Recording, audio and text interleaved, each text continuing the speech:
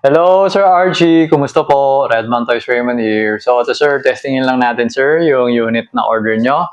The WE M4 RIS Full Metal Airsoft Gas Blowback Rifle.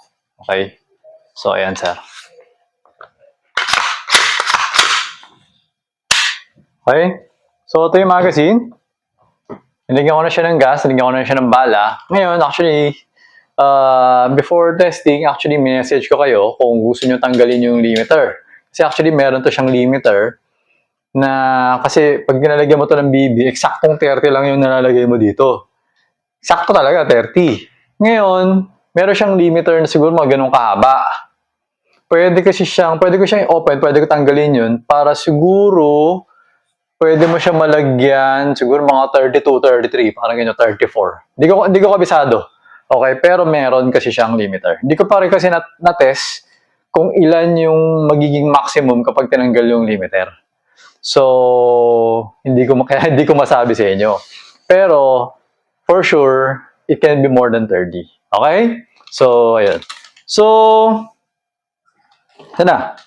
So, naka-activate na to yung para sa open bolt niya, inactivate ko siya para makita nyo mag-open bolt. Okay? So, for the version 3 kasi, mas kinapapano, mas maganda na kasi yung bolt niya, yung sa open bolt system niya. Medyo na-improve yung part na yun.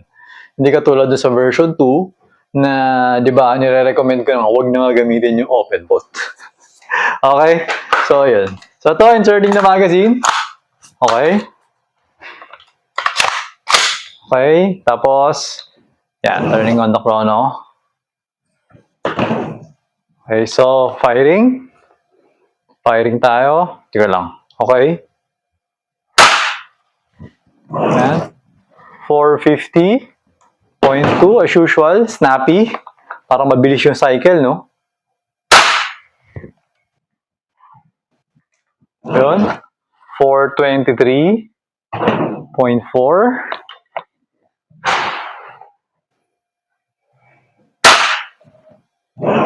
410.9.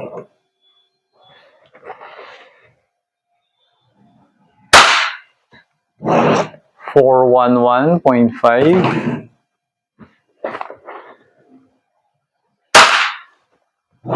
382.9. Mabilis ano no? Bumaba ano pag Wii. 427.6. Tapos biglang umakyat. Hindi siya, iba talaga pag yung mga VFC, no? Tsaka yung mga Lonex, yung mga mas mahal. Mas stable yung power. 377. Pero yung blowback na ganun pa rin. So sa FPS lang naman, 417. Okay? So ngayon, testingin na natin yung kaso nga lang, ang dami na natong butas. So hindi ko alam kung makikita nyo pa. Pero anyways, makikita nyo pa naman siguro yan. Meron pa naman part dito na wala. Okay, so switching to auto or full auto. Okay, so medyo burst mode ko lang muna. Burst mode. Teka. Baka bigla kasing tumago sa side eh. Kaya kailangan nakadiretso sa akin. Okay, yan. Okay. As usual, napakabilis ng kanyang full auto. Yan. Parang isang putok lang pero parang dalawa yung lumabas na bala dun eh. So, ayan.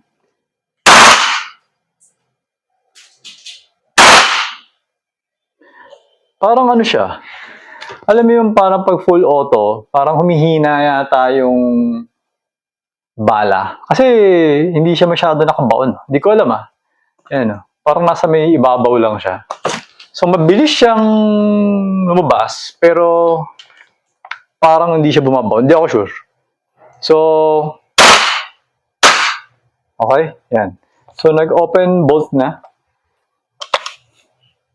Kasi, removing the magazine, wala nang bala yung mag. Okay, so ayan. So, okay, hindi ko pinipress para medyo maingat pa rin tayo.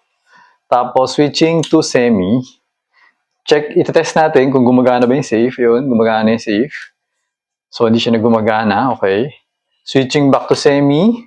Hammer down. Okay. Tapos, yan. Nasa safe siya. Okay. Binago nila yung system eh. Okay.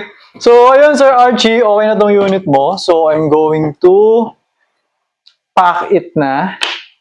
Or hindi. So, medyo check ko yung message mo. Hopefully, by the time ngayon, after this test, ma-check ko, nag-reply ka, then I'm going to remove the limiter. Pero if not, ipapak ko na siya and then dadalhin ko na siya sa courier para ma-deliver na siya sa inyo. Okay? So, ayun sir. Thank you for your order. Until next transaction po, always remember to stay safe, stay great, be good, and be thankful always. God bless po sir. Bye-bye.